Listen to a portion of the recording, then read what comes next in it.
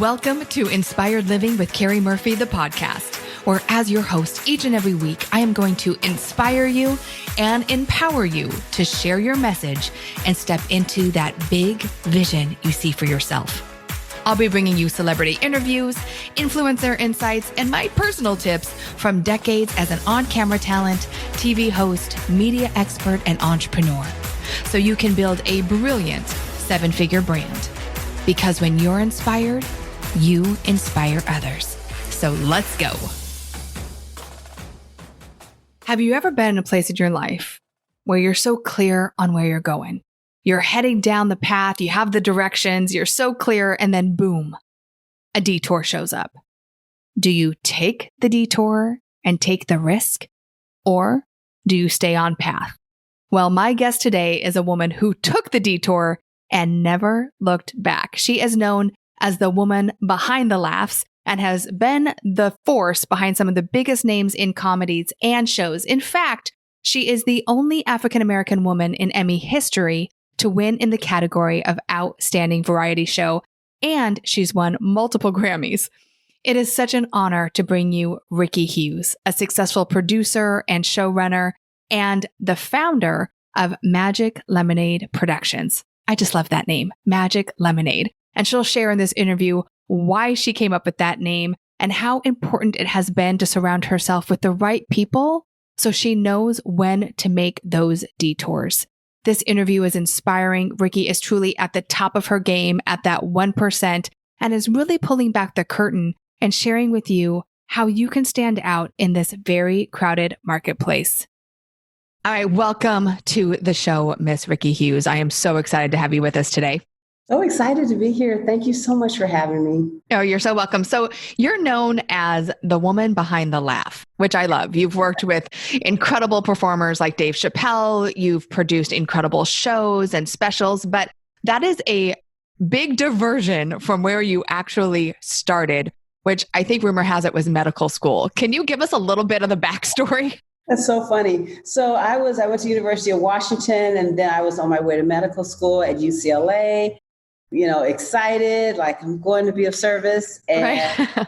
And then I met great producers that said, hey, I've got this show. And that at that point in time, soundtracks were really big.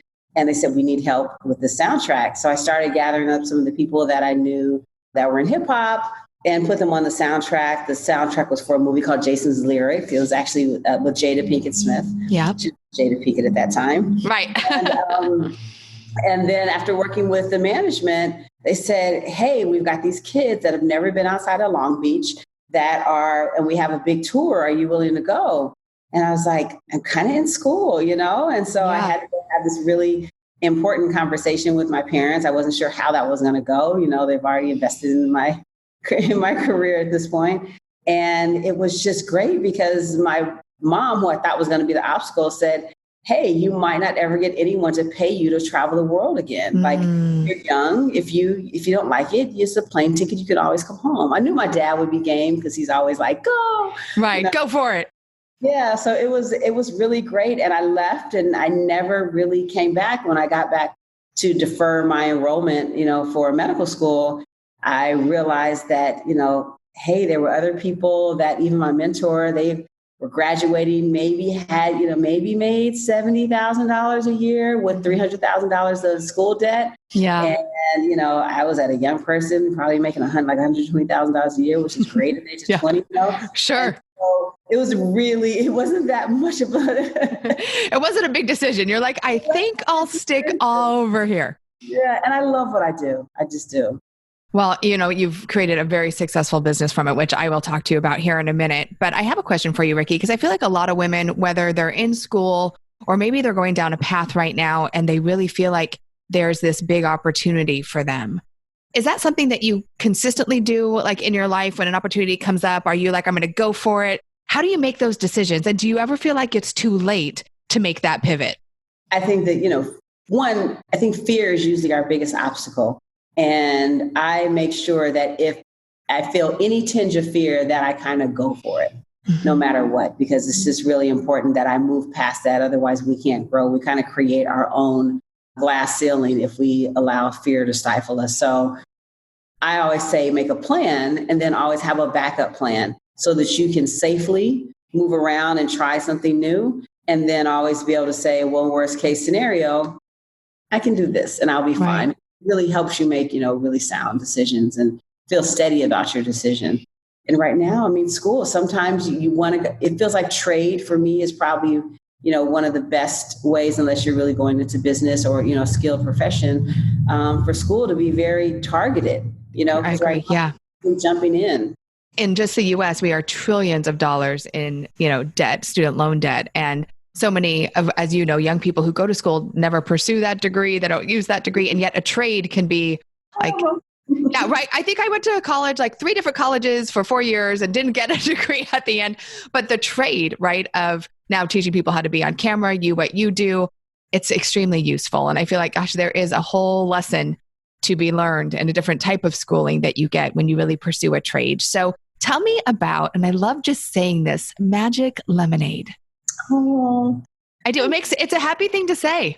It is. And part of even coming up with the name for the company it was important to have something that you say that everyone kind of smiles when they say it. I realize we aren't curing cancer here. Like it's, we're really about having fun. The company is fun. It's really important for me to make sure that, all of my staff, which I consider family, that they feel included, that we also realize that like, you guys, it doesn't have to be stressful. Like we're going to have stressful moments. It's part of it. Right. But it's how we handle it. And if we really handle everyone with love and care, and then we can get through it without so many bumps and bruises. And, Magic Lemonade was about no matter what the situation is, we can add a little bit of magic to it and we can always make lemonade out of anything. Oh, and that's so good. So we take that approach so nothing feels insurmountable. We always know that all we have to do is just bring who we are to it. And I always, have conversations with my team is you guys are the magic. My hashtag is always be the magic. You guys are the magic. You are the ones that make this happen. I can't do any of this by myself. Isn't that the truth with any business that you have? I mean, you can only get so far, but you're not going to get very far without the right team.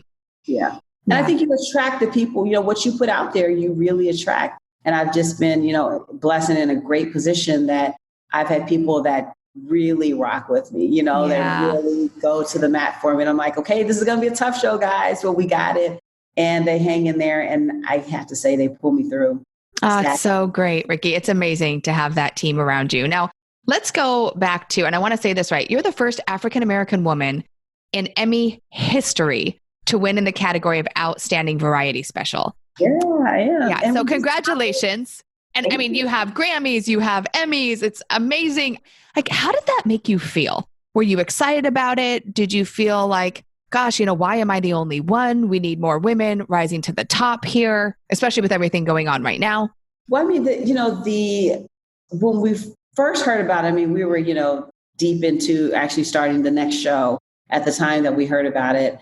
And, I was just welled up with gratitude of being in that position, figuring out like, what can I do with this now? How can this be helpful to other people? I didn't have any footsteps to step into, not just with the Emmy, but also with just career wise. There weren't many women, or especially women of color, that do what I do. And so, I always wished I had a little bit of guidance or, figure out so I didn't have to bump my head along the way. Yeah. But I said, well, what I can do is I can be those footsteps for other people. So for me, it was just important. And it was like, if I can use this as a calling card and get more people to understand that you can do it, then mission accomplished and challenge accepted. Yes. Oh, I love that. Congratulations. And thank you for, forging the way and being, someone that people are inspired by. I think you definitely are that. And right now you're in Ohio, actually, working with Dave Chappelle. You've produced some really amazing shows. What is it like working with him? And give people a little bit of a glimpse, Rikki, because I don't feel like a lot of people understand like what it is that you do. Oh gosh, what do I not do? I know, right? Yeah. One, just to start off, it's amazing working with Dave. I mean, he's someone who has, he feels like I feel.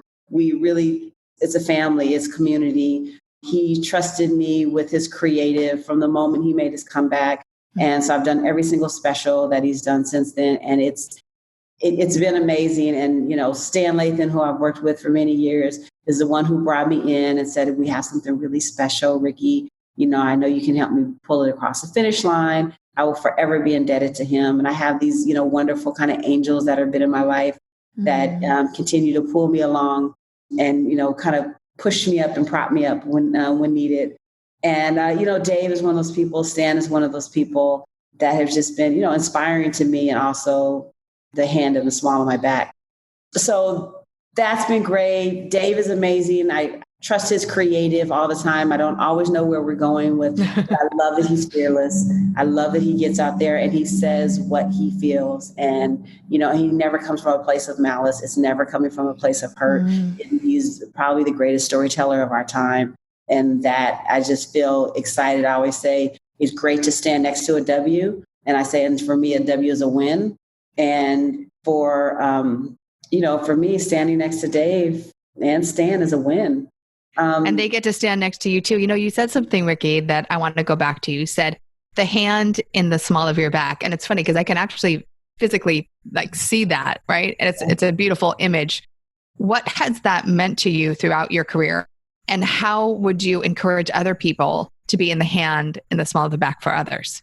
Yeah, it came up, and it's actually a book that I'm in the publishing stages with. That's the title of the book. I love it. Yeah. I was working on Hillary Clinton's comeback right before she was going to decide to run. And, we were figuring out a campaign to really humanize her. And I watched as we went through the rope line in Iowa, and all of the press was standing there, and they're, kind of clamoring around.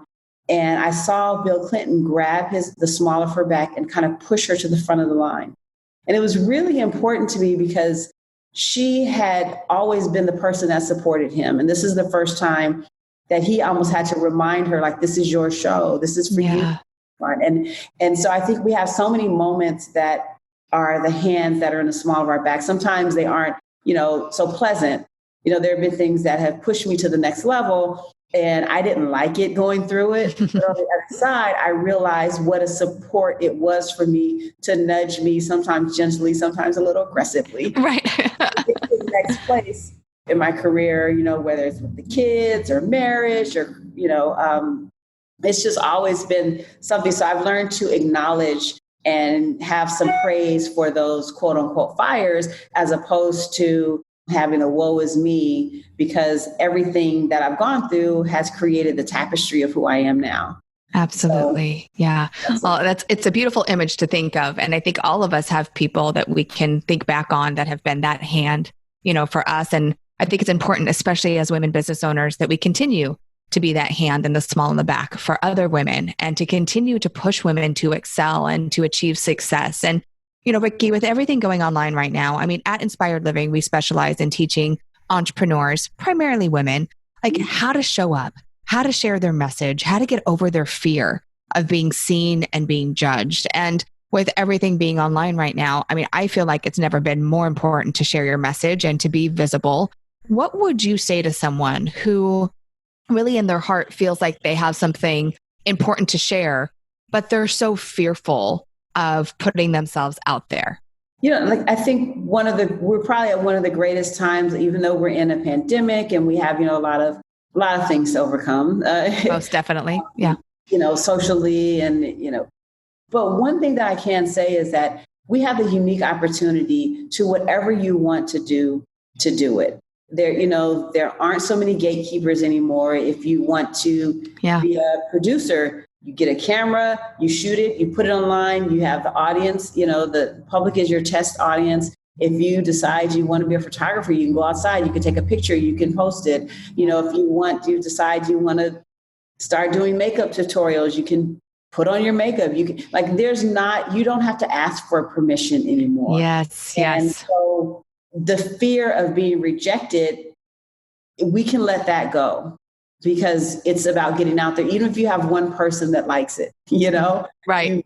It's one person. At least it's one person. It starts with one. Yeah. That's your life. Yeah. And I think, it's important for us to know that all of us have a reason why we're here. Mm-hmm. And for every person, it's not, to be a sitting judge. It's not to be a producer. It's not to be a big music, executive. it might not be to be a doctor. Like maybe you bring joy into people's life through comedy. I don't know. Maybe it's your songs that inspire people on the internet. I don't know. Yeah. But you know what makes you happy. And if it makes you happy, 9 times out of 10, it's going to make someone else happy. Oh, that's so good. Did you hear that? If it makes you happy, 9 times out of 10, it's going to make someone else happy. And I could not agree with you more, Rikki. I think that when we're doing that thing that we love and we're putting it out there, you're never going to please everyone, right? But it just takes that one person that starts the ripple effect. And they show up. Yeah. Now you help with the creative behind a lot of shows, right? And when it comes to messaging, something that we work so much with our clients on, it can be so overwhelming. When someone wants their own show, I say no one has to audition anymore, right? You don't need an agent. You don't need a manager. You literally just have to press record. It's amazing, right? And yet because of that, I think there's a lot more fear. And I say people throw like video spaghetti on the wall. So if someone's like, oh, I really want my own show, I really want to stand out, I want to build out my YouTube channel, from a producer point of view, what would be some of the things that they should think about? It's about what's going to cut through the clutter, and it's authenticity. Authenticity is the key, because you can't buy that, but it's also tangible. So if you are, I'm selling fingernail polish. I don't know, that might be a thing. People are buying fingernail polish. Yes. People are buying, and it's not just one kind. If it was just one kind, there would only be one brand. People are buying multiple brands. But what do you bring to it? Are you the person who's like, I change my nails every day. Today, the color of the day is this. You've now inspired people who are sitting at home that can't get out to get a manicure or pedicure to do it themselves. Like, there's no reason why we can't just make a really authentic voice and get it out there. Mm-hmm. And part of it is really just pushing through your fear, like just saying, this is me, naked, unapologetic. This is me. This is who I am. And people buy into that, and then they'll buy into the nail polish. Did you hear that? People buy into the authenticity first, then they buy the product. So it's not so much about buy my thing, here's my thing, but it's the reason and the message and the person most likely behind that product or service. Rikki, yes? And touch them as often as you can. Okay, let's talk about that for a minute, because I think people feel like, oh my gosh, it's so noisy. This is what my clients say. It's so noisy. Like, why should I be out there? I'm just contributing to the noise. I shouldn't, I'm going live once a month, so let's talk a little bit about that too, that consistency. Well, people look, when you start to grow your audience, and especially, in the digital space, because I work with digital influencers as well, people want a reason why they're still following you, why they're still keeping up with you. And so something that's really exciting is for them to say, what is she doing now? Where are you on your journey? Because people buy into your journey. It's the reason why reality TV is so big, whether people want to admit it or not, because we get caught up in moments, whether it's on an MSNBC show and we're following Shark Tank, or we're following some housewives, or we're, watching an Alaska trip. It's really, we buy into people's lives. And especially in this time of quarantine, we are looking for new stories to follow. Yeah. And people love to see those stories, feel those stories. I mean, my mom still watches The Bachelor, and man, does she get into that storyline. I'm like, Mom, it's not all real, but that's okay. And I think if we treat our businesses that way as well, and start to think about how can I continue to update, and you don't want to have the same messaging, because that's when it gets boring. But your life is not the same. Your life changes every day. Your life changes every week. Every week, you're not the person that you were the week before. And so if you can share that with other people, and through your product or through, you're in a great place, and people will buy into it. Yeah. I always say people want to see you along the journey, not at the top of the mountain. Like, people just don't want to see, hey, I made it, I'm here. They want to know what you're doing to get there. They want to see you fall. They want to see you get back up, right? Absolutely. And we should share that. We should share how this process happens. So it makes people excited to feel like they can do it too. Yes, absolutely. And yet I have to say, so many people are afraid to be vulnerable, to show that they're imperfect. And yet as a consumer, we actually buy into that more than looking at someone who's perfect all the time. Yes. Because they feel like us. It's like the magazine, and I think it's Us magazine. They say, celebrities, they do it just like us. We love that. They get coffee too. Yeah. They go to Target, like we're like us. Yeah, that's so great. Rikki, what is the best piece of advice you've ever received? Sharon Osbourne once told me, she said, whenever you step into a meeting, make sure you know exactly what you want out of the meeting, no matter what the meeting is, because the other person will get what they want if you're not clear about what you want. Oh, that is so good. Yeah. So I always make sure that I do some due diligence. I know the room that I'm walking into. I know how I can benefit them, and then also how they can benefit me. Right. So, for me to walk into a room and have a win-win philosophy, it's always good. It's probably much more likely that you actually get the result that you came in there for. Yeah. Yeah. That's good advice. Okay. Now I have to ask the other side. What has been the worst piece of advice that you've ever received? My mom told me you should just get a good job with benefits and work for the county. I know. Who has not been told that at some point in their life? And I was like, Mom, no. Ever. But I understand where she came from, right. It was like, I want you to be safe and all out of love and, make $40,000 a year.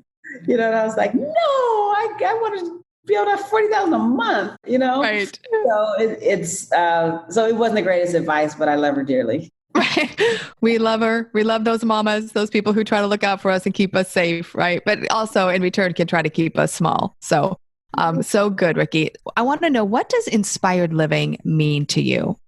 For me, it's making sure that every day I have a purpose, that every day I find a purpose. And sometimes it's just, I have meditative moments in the shower. That's my time in the morning. Yeah.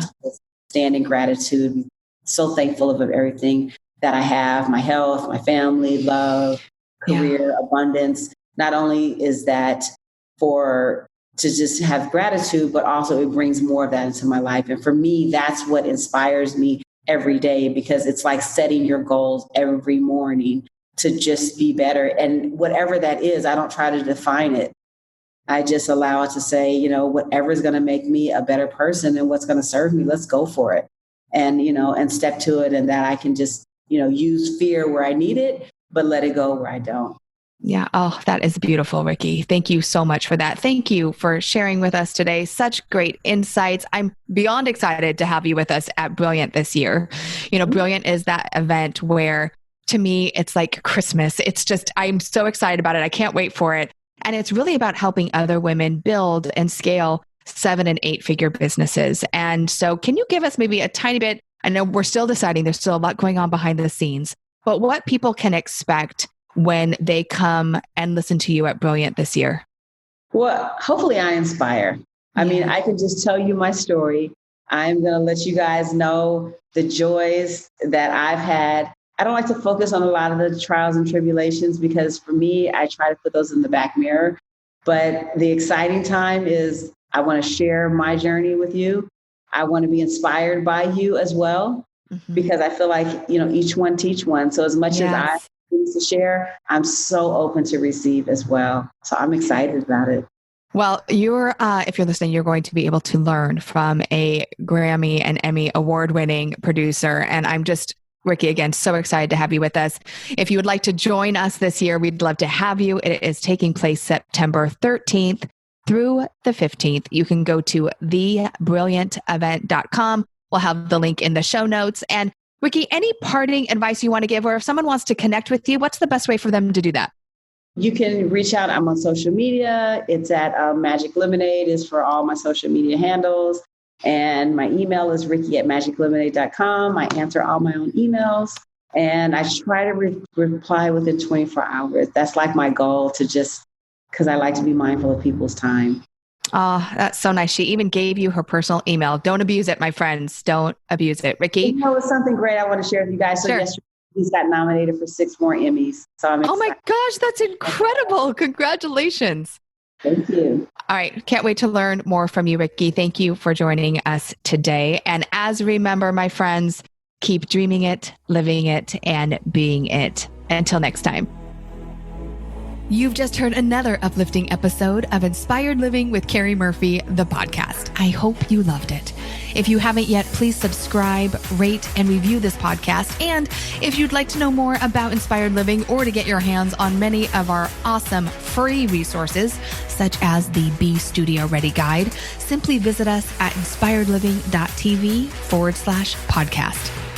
Remember, your vision is your destiny, and we're here to help you bring it to life. Join me again next week for another extraordinary episode.